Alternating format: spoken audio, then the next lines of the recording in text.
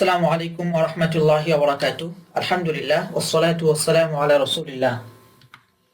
আলোচনা করব জাদুর ব্যাপকতা ও ক্ষেত্রসমূহ, জাদু থেকে সুরক্ষা, বিয়ে ভাঙার নিমিত্তে জাদু, বিয়ে ভাঙার নিমিত্তে জাদুর লক্ষণসমূহ, বিয়ে না হলে পরামর্শ। প্রথমে আমরা আলোচনা করব জাদুর ব্যাপকতা ও ক্ষেত্রসমূহ। এক কথায় জাদু বা ব্ল্যাক ম্যাজিকের ইম্প্যাক্ট এবং ইফেক্ট কি কি হতে পারে এই বিষয়টা নিয়ে আমরা এই স্লাইডে আলোচনা করছি। অনেক ধরনের ইফেক্ট হতে পারে। ইফেক্ট সাধারণত দুই ভাবে হয়ে থাকে। একটা হলো যে ক্রামবোর্ডের যে গুটি আছে আমরা দেখেছি যে সরাসরি একটা গুটিকে আমরা পকেটে ফেলবো, তো এমন ভাবে আঘাত করা হলো যে সরাসরি ওই গুটিটা গিয়ে পড়ছে। আর একটা হলো যে আশেপাশে কোন একটা কাঠে আঘাত করা হলো, সেই কাঠ তারপর সেখান থেকে রিফ্লেক্স করে আরেকটা গুটিতে আঘাত করলো, সেই গুটিটা গিয়ে পড়লো। তাহলে কভাবে হলো দুভাবে, একটা হলো সরাসরি ইফেক্ট, আর একটা হলো অন্য একটা বিষয়ে আঘাত করা, সেখান থেকে গিয়ে ইম্প্যাক্টে পড়া। ঠিক একইভাবে জাদুর দুই ধরনের হয়ে থাকে। একটা হলো অসুস্থ করা জাদু, হলো হ্যাঁ, যেই জাদুর কারণে সেই মানুষটা অসুস্থ হলো, সেই অসুস্থতাকে মৃত্যুর দিকে নিয়ে গেল। মানসিক মস্তিষ্ক বিকৃতি জাদু করা হলো, সেই বিকৃতি অথবা সেই মানসিক অসুস্থতা তার শারীরিক অসুস্থতায় প্রভাব ফেললো, যার ফলে তার পারিবারিক সম্পর্ক ছিন্ন হলো।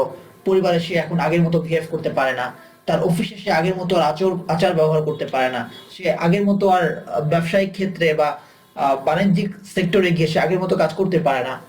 তো মূলত এই যে মানসিক বিকৃতি জাদুটা করেছিল তার ব্যবসা লসের জন্য, কিন্তু সরাসরি ব্যবসা লসের জাদু না করে সে জাদু জাদু করেছে কোথায়? মানসিক বিকৃতির। জাস্ট উদাহরণস্বরূপ বলছি। তো এইভাবে দুভাবে জাদু করা হয়ে থাকে। কখনো কখনো সরাসরি ওই বিষয়টা জাদু, কখনো কখনো ওই সরাসরি ওই বিষয়টা জাদু করতে না পারলে এমন কিছু জাদু সে করে যেটা তার ক্ষমতার মধ্যে আছে, কিন্তু জাদুর কোনো ক্ষতি হতে পারে না আল্লাহ সুবহানাহু ওয়া তাআলার অনুমতি ছাড়া। তো এখানে কয়েক প্রকারের জাদু আমরা দেখতে পাচ্ছি: বিয়ে ভাঙার নিমিত্তে জাদু, সম্পর্ক ছিন্ন করার জাদু, ভালোবাসা সৃষ্টির জাদু, মস্তিষ্ক বিকৃতির জাদু। ভালোবাসা সৃষ্টির জাদু, সম্পর্ক ছিন্ন করার জাদু, এগুলো মূলত আহ ব্রেইনে আঘাত করে বা মাইন্ডের উপর একটা প্রভাব ফেলে। সেখান থেকে কাউকে ভালো লাগে না, কাউকে বেশি ভালো লাগে। এই যে ভালোবাসার সৃষ্টি জাদু, আসলে কি ভালোবাসা সম্ভব? সম্ভব না। যেটা সৃষ্টি হয় সেটা হলো এক ধরনের ওয়াসওয়াসা, যে মনে হচ্ছে একটা মোহ তৈরি করতে পারে, জাস্ট একটা মোহ। যে মোহটা কেটে দেওয়ার পর সে চিন্তা করে, হায় হায় আমি অমুকের সাথে পালিয়ে গিয়েছিলাম, ছি ছি। তার মানে এই না যে কোনো একটা ছেলের সাথে কোনো একটা মেয়ের পালিয়ে যাওয়া মানে সেটাই জাদু। এটা আবার না। হ্যাঁ, আমাদের মানে এই যে তরুণদের যে বয়সটা, এটাই তো একটা পাগলামির বয়স। এটাও এই এই পাগলামি থেকেও তো পলায়ন করতে পারে। ভালোবাসার জন্য কেউ পাগল করা জাদু করলো না, কিন্তু এই যে বয়সের পাগলামি, এটাও তো একটা পাগলামি। সুতরাং আমাদেরকে সর্বাবস্থায় দিনকে প্র্যাকটিস করা উচিত, এবং জাদু থেকে বাঁচার যে সুরক্ষার যে আমলগুলো আছে সেগুলো প্রতিনিয়ত সকাল বিকালে যে আমলগুলো আমরা জিন থেকে সুরক্ষার জন্য যে আমলগুলো আমরা শিখেছি নিয়মিত করা উচিত, যেন কোনো ধরনের পাগলামি আমাদের মধ্যে কখনো না আসে। সহসা অক্ষম করে ফেলা জাদু, ভ্রূণ নষ্ট করা জাদু, অনিয়মিত ঋতুস্রাব বা এই জাতীয় সমস্যা। তো আমরা দেখতে পাচ্ছি এখানে যে কারণগুলো আছে শুধুমাত্র জাদুর কারণেই হয় না। বিয়ে শুধু জাদুর কারণেই ভাঙে না, ভ্রূণ নষ্ট শুধুমাত্র জাদুর কারণেই হয় না। তো ঠিক অনিয়মিত ঋতুস্রাব শুধুমাত্র জাদুর কারণেই হয় না। ব্যবসা বাণিজ্যের লোকসান, এটাও শুধুমাত্র জাদুর কারণে হয় না। বাকি এই সমস্ত কারণে বা এই সমস্ত কারণ ঘটানোর জন্য জাদু করা হয়ে থাকে। তো এই সমস্ত কারণের জন্য জাদু করা হলো, এর দ্বারা কখনো কখনো এই সমস্ত কারণ বা এই সমস্ত জায়গায় সরাসরি ইফেক্ট ফেলে, কখনো সেখানে ইফেক্ট ফেলতে পারে না, কিন্তু ইফেক্ট পড়া শরীরে। জাদু করা হয়েছে, তার শরীর ভেঙে যাচ্ছে, সে খেতে পারছে না, তার পেট ব্যথা, কারণ জাদুর প্রভাবটা পড়ছে শরীরের উপরে, কিন্তু তার বিয়ে ঠিক আগের মতোই আছে। কারণ এই যে স্ত্রী সে আগের মতো আচরণ করতে পারছে না, স্বামী এটা মেনে নিয়েছে। স্ত্রী স্বামীকে আগের মতো ভালোবাসছে না, তারপরেও সে তার সাথে সংসার করছে। হচ্ছে না? কত জায়গায় আছে এরকম যে কোনো মিল নেই, কোনো মহাব্বত নেই, কিন্তু সংসার চলছে। সেটাই আর কি। শরীরের উপর প্রভাব পড়ছে, কিন্তু যে উদ্দেশ্যে জাদু করা হয়েছে সেটা হয়নি। ব্যবসা বাণিজ্য লোকসানের জন্য ব্যক্তিকে জাদু করা হয়েছে, সে ব্যক্তি অসুস্থ হয়ে পড়েছে, কিন্তু তার যে স্কিল্ড যে কর্মচারী আছে তার ঠিকই ব্যবসাকে আগের মতো তারা স্ট্রং করে রেখেছে, হতে পারে। হ্যাঁ, তো বাকি এই সমস্ত কারণে জাদু করা হয়ে থাকে। এর বাইরেও বিভিন্ন কারণ আছে, জাস্ট কিছু উল্লেখ করা হলো এখানে বোঝানোর সুবিধার্থে। তো জাদু থেকে সুরক্ষার জন্য, জাদুর আক্রান্ত হওয়ার পূর্বে আমরা সুরক্ষার জন্য কিছু আমল করতে পারি, সকাল সন্ধ্যার আমল।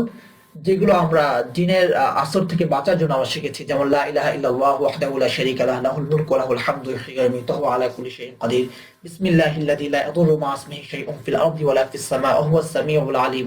তার ৫ ওয়াক্ত নামাজের পরে আয়াতুল কুরসি পড়া, তারপর মাগরিবের পরে ২ আয়াত সূরা বাকারা সেই ২ আয়াত তেলাওয়াত করা, সূরা ফালাক সূরা নাস সকাল সন্ধ্যা পড়া, তারপরে ক্ষেত্র বিশেষে পালনীয় যে আমলগুলো আছে সেই আমলগুলো পড়া, যেমন বাথরুমে যাওয়ার সময় পড়ি আল্লাহুম্মা ইন্নী আউযু বিকা মিনাল খুবুসি ওয়াল খাবাইস। শয়তান থেকে পানাহ চাইছি কেন?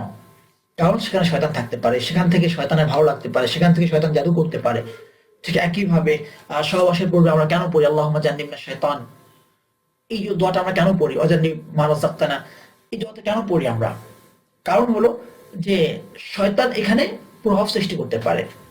সুতরাং এভাবে যে সমস্ত জায়গায় শয়তান থেকে পানাহ চাওয়ার জন্য দোয়া শেখানো হয়েছে, যে আমলগুলো আছে সেই আমলগুলো আমাদেরকে ক্ষেত্র বিশেষে সেই আমলগুলো আমাদেরকে পাঠ করতে হবে। তো যে জাদু যে ইম্প্যাক্ট গুলো বলেছিলাম, যে ক্ষেত্রগুলো বলেছিলাম, তার মধ্যে আমরা প্রথমেই আলোচনা করেছিলাম বিয়ে ভাঙার নিমিত্তে জাদু। প্রথমেই বলে রাখা ভালো, বিয়ে বিভিন্ন কারণেই বিলম্বিত হতে পারে এবং বিয়ে ভেঙে যেতে পারে। বিয়ে না হওয়ার কিছু সাধারণ কারণ যেমন হতে পারে পাপের সাজা, যে একটা সময় রিলেশন ছিল, অবৈধ রিলেশন, চোখের হেফাজত করিনি, যে চোখের হেফাজত করার আল্লাহ সুবহানাহু ওয়া তাআলা নির্দেশ দিয়েছেন। লজ্জাস্থানের হেফাজত করেনি, বয়সের কারণে সে ব্যভিচার করেনি, কিন্তু সে লজ্জাস্থানের হেফাজত সে করেনি। হস্তমৈথুন বা বিভিন্ন কারণে বিভিন্ন পাপে সে জড়িত হয়েছে, অথবা শত্রুতা করে অন্য কারো বিয়ে ভেঙে দিয়েছে, এর সাজা হিসাবে এখন তার বিয়ে হচ্ছে না, বা কাউকে সে প্রতারিত করেছে, হতে পারে। কারণ সমস্ত পাপের সাজা যে আল্লাহ সুবহানাহু ওয়া তাআলা আখিরাতে দেবেন, বিষয়টা এরকম নাও তো হতে পারে। এজন্য পাপের সাজা হিসাবে কখনো হতে পারে। তাই যদি হয়ে থাকে, আমরা সেই অনুভবটাই করবো যে আমার পাপের কারণে হয়তো আমার বিয়ে হচ্ছে না বা আমার সংসারে সুখ আসছে না, তাই আমরা কি করব? ইস্তেগফার করবো বেশি বেশি। দ্বিতীয় হলো যে আল্লাহর পরীক্ষা হতে পারে, যে পাপ করেননি অথবা পাপের সাজা হিসাবে না, আপনি আল্লাহর খুব প্রিয় একজন বান্দি বা আল্লাহর খুব প্রিয় একজন বান্দা, তো আল্লাহ আপনাকে পরীক্ষা নিচ্ছেন, বিয়ে হচ্ছে না, তো তখন আপনি গিয়ে এটাকে জাদু মনে করে জাদুকরদের কাছে যাচ্ছেন কিনা, অস্থির হয়ে যাচ্ছেন কিনা, বা এই জাতীয় কোনো কথা বলে ফেলছেন কিনা, ওর বিয়ে হয়ে যায়, আল্লাহ কি আমার দেখে না? যে এই জাতীয় কোনো অস্থিরতাপূর্ণ অধৈর্যের কোনো প্রমাণ আপনি দিচ্ছেন কিনা, আল্লাহর প্রতি কোনো ধরনের বিরক্তি প্রকাশ করছেন কিনা, তাহলে পরীক্ষা নিতে পারেন। অথবা অনেক সময় হয়ে থাকে যে বিয়ে হচ্ছে না, বিয়ে হচ্ছে না, তো যার ফলে কি করা হলো, কিছু তথ্য গোপন করা হলো, বিয়ে হওয়ার জন্য নিজেকে দিনদার সাজা হলো, হ্যাঁ, বিয়ে হওয়ার জন্য ইসলাম গ্রহণ করা হলো, তখন মুসলিম সকলের একটা এক ধরনের একটা দরদ কাজ করে, সেটাকে বিয়ে করে নিল একজন। এই যে বিয়ের জন্য হাদিস তো আসছেই, যার হিজরত হবে বিয়ের জন্য, তার হিজরত তো সে উদ্দেশ্যই হবে যে জন্য সে হিজরত করেছে। ফাহাজারা ইলা মা হাজারা ইলাইহি। সুতরাং এই যে পরীক্ষা আল্লাহ সুবহানাহু ওয়া তাআলার পক্ষ থেকে হতে পারে, তো আমাদেরকে জানতে হবে সেই পরীক্ষা আমরা কিভাবে কৃতকার্য হব। তারপরে অসময়ের বিয়ের জন্য দৌড়ঝাঁপ, অসময়ে বিয়ের জন্য দৌড়ঝাঁপ বলতে যেমন বিয়ের একটা বয়স আছে, যে আমাদের মেয়েদের সাধারণত বিয়ে হয় কোন বয়সে? 18 বছর, 17 বছর, 19 বছর, 20 বছর, সর্বোচ্চ 20 বছর, এটা হলো বিয়ের বয়স। অনেকে অনেকে এখন আমাদের সমাজে সেটা প্রচলিত আছে।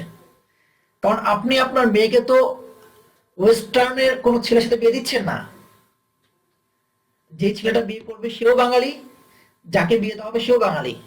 সুতরাং লক্ষ্য রাখা উচিত এই সমাজের একটা ছেলে কত বছর বয়সে বিয়ে করে, সে কত বছরের বয়সের একজন মেয়েকে বিয়ে করতে চায়, একজন মেয়ের মা কত বছর বয়সী একটা ছেলের সাথে তার মেয়েকে বিয়ে দিতে চায়। নিজেকে কল্পনা করবো যে আমি আমার মেয়েকে কত বছরের ছেলের সাথে বিয়ে দিতে চাই।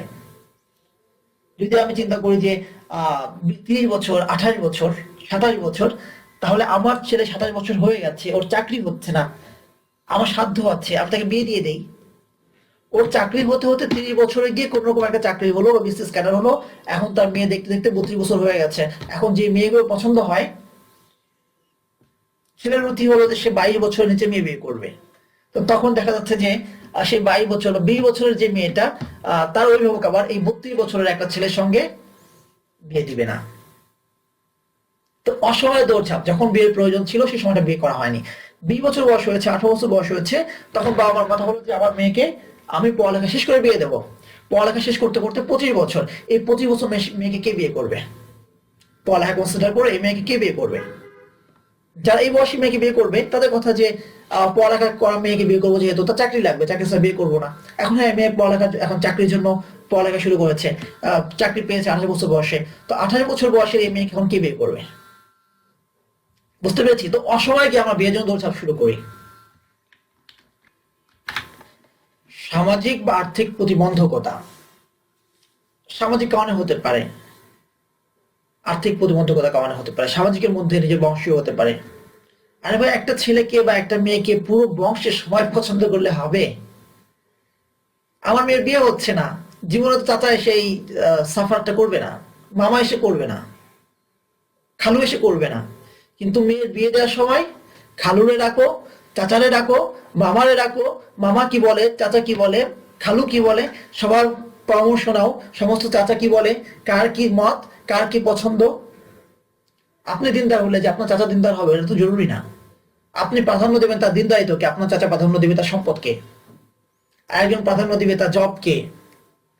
তো এভাবে আসলে সবারটা মিলিয়ে সব রুচি মেলে না। অথবা একজন সামাজিকভাবে খুব নিচু বংশের, স্বাভাবিকভাবেই অন্য তাকে বিয়ে করতে আসবে না। এরকম বিভিন্ন কারণে হতে পারে। আর্থিক প্রতিবন্ধকতা, অর্থ নাই, না ছেলের সঙ্গে বিয়ে হচ্ছে না, চাকরি হচ্ছে না, কিছু হচ্ছে না, বা মেয়ের ক্ষেত্রে হতে পারে। এরকম বিভিন্ন কারণে, প্রতিবন্ধকতার কারণে বিয়ে না হতে পারে। কোনটা পজিটিভ কোনটা নেগেটিভ এটা আমি বলছি না, কিন্তু এটা বলতে চাচ্ছি যে বিয়ে না হওয়া মানেই বা বিয়ে ভেঙে যাওয়া মানেই যে জাদু, সেটা না। এজন্য জাস্ট প্রথম অন্য কিছু কারণকে আমরা সামনে নিয়ে আসলাম। সামাজিক কুসংস্কার হতে পারে, বিভিন্ন সামাজিক কুসংস্কার প্রচলিত আছে। কুসংস্কারের মধ্যে এটা সবচেয়ে বড় একটা কুসংস্কার, 22 বছরের ছেলের বিয়ে হতে হবে মিনিমাম, আর 18 বছরের নিচে মেয়েকে বিয়ে দেওয়া যাবে না। এটা হলো সবচেয়ে বড় একটা কুসংস্কার। সে রিলেশন করছে, সে সমস্ত কিছু করছে, কেন করছে? তার বয়স হয়নি, তাহলে সে কেন করছে? আমার মেয়ে খুব ভালো, সেসব অন্যায় করে না। আপনার মেয়ে ভালো, ভালো কথা, কিন্তু আপনার মেয়ের বয়সী একজন অবৈধ প্রেম করছে কিনা, রিলেশন করছে কিনা? আপনার মেয়ে খুব ভালো, সে অবৈধ চ্যাট করে না, কিন্তু এই বয়সী মেয়েরা করছে কিনা, এই বয়স ছেলেরা করছে কিনা, কেন করছে? কেন করছে? কারণ এটা তার জৈবিক চাহিদা, খাবারের মতো এটা তার প্রয়োজন। তো যখন বাবা মা হিসেবে আপনি তার প্রয়োজনটাকে পূর্ণ করছেন না, তো স্বাভাবিকভাবে সে অন্যদিকে যাবে। তো এটা আমাদের সমাজের একটা বড় ব্যাধি, যে এস্টাবলিশড হতে হবে, ভালো মানের জব করতে হবে, তারপর সে বিয়ে করবে। আরে বাবা, তুমি জাহান নামে চলে গেলে তোমার জব দেওয়া হবে কি? তোমার বাড়ি দেওয়া হবে কি যদি তুমি জাহান নামে নিজের ঘর কি করে নাও? যদি তুমি বুকে হাত দিয়ে বলো কোনো মেয়ের দিকে তোমার চোখ যাচ্ছে না, তোমার তুমি কোনো অবৈধ কোনো ছবি দেখছো না, তুমি কোনো মেয়ের দিকে তাকিয়ে থাকছো না, কোনো মেয়ের সঙ্গে তোমার ফেসবুকে চ্যাট করতে মন চাচ্ছে না, তোমার কোনো ধরনের অবৈধ কাজে তুমি যাচ্ছ না, পর্নোগ্রাফি তুমি দেখছো না, যদি তুমি সমস্ত হারাম থেকে বুকে হাত দিয়ে বলতে পারো যে না, সমস্ত কিছু বেঁচে আমি এখন চলতে পারছি আলহামদুলিল্লাহ, তাহলে বলবো ঠিক আছে, তুমি পড়াশোনা করো, চাকরি করো, ভালো চাকরি পাও, তারপর বিয়ে করো। আর তা না হলে তুমি, যদি তোমার দ্বারা গুনাহ হয়ে যায়, তাইলে তুমি তোমার এই পড়ালেখা ছেড়ে ঝালমুড়ি বেঁচে হলো তুমি বিয়ে করো। কারণ এই বিয়েটা তোমার জন্য আগে জরুরি, জাহান্নাম থেকে বাঁচার জন্য। ঝালমুড়ি, এই ঢাকা শহরে ঝালমুড়ি বেচেও হাজার হাজার মানুষের সংসার চলছে, স্যান্ডেল সেলাই করেও হাজার হাজার মানুষের সংসার চলছে। স্যান্ডেল বিক্রি করো, স্যান্ডেল সেলাই করো, তুমি ঝালমুড়ি বিক্রি করো, ফেরি করো, কিন্তু গুণা কইরো না, গুণা কইরো না, গুণা কইরো না, ব্যবচার কইরো না। ভাই, চাকরির জন্য, এই জন্য, সেই জন্য, এগুলো কুসংস্কার, এগুলো কুসংস্কার। সভ্য সমাজ এগুলোকে যে নামে ডাকুক না কেন, ইসলামের দৃষ্টিতে অবশ্যই এগুলো কিছু প্রিজুডিস, অবশ্যই এগুলো কুসংস্কার। এগুলো চেঞ্জ করতে হবে। কুসংস্কারের প্রতিটা দেয়াল ভাঙতে হবে।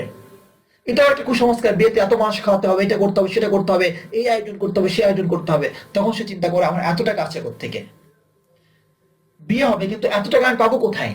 তো বিয়ে স্বাভাবিকভাবেই পিছিয়ে যায়। বাড়ি করা লাগবে। আরে বাবা, এই বাড়িতে তোমার বোন থাকতে পারলে তোমার স্ত্রী কেন থাকতে পারবে না? এই বাড়িতে তোমার মা থাকতে পারলে তোমার স্ত্রী কেন থাকতে পারবে না? যারা থাকতে পারে, এই জাতীয় বাড়িতে যারা বসবাস করে, তাদের থেকে কাউকে নিয়ে আসো তোমার ঘরে। সুতরাং ভাইরা, এই কুসংস্কারের ইট গুলো এক একটা করে ফেলতে হবে, এবং সেটা ফেলতে হবে আমাদেরকে, আমাদেরকে। এবং আলহামদুলিল্লাহ, আমি যে কথাগুলো বলছি, আমি আমার জায়গা থেকে চেষ্টা করেছি। আমি মাস্টার্সের প্রথম সেমিস্টারে 3 দিন বাকি থাকা অবস্থায় আমি বিয়ে করেছি। শীত নিয়ে আমি বিয়ে করতে গিয়েছিলাম, এবং শ্বশুর বাড়ি থেকে প্রথম পরীক্ষা আমি দিয়েছি, শীত নিয়ে বিয়ে করতে গিয়েছি। আলহামদুলিল্লাহ, এতটা সাদাসিধা পরিবেশে বিয়ে করার চেষ্টা করেছি। মাস্টার্সে তাও প্রথম সেমিস্টার থাকা অবস্থায়, চাকরি তো দূর কা বাত। হ্যাঁ, এটা সম্ভব হয়েছে আলহামদুলিল্লাহ। শুধুমাত্র এই চিন্তা থেকে যে কুসংস্কারের প্রতিটা দেয়াল একটা একটা করে ফেলতে হবে, আমি একটা মানুষ, আমি একটা ফেলতে পারবো। শারীরিক সৌন্দর্য ও দেহাবয়ব, অনেক সময় শারীরিক সৌন্দর্য কারো কম থাকে, কারো বেশি থাকে, এজন্য বিয়ে বিলম্বিত হতে পারে। এগুলো সবই আল্লাহ সুবহানাহু ওয়া তাআলার পরীক্ষা। এবার আসি বিয়ে ভাঙার নিমিত্ত জাদুর লক্ষণ সমূহ। কখনো কখনো জাদু করা হয় বিয়ে ভাঙার জন্য।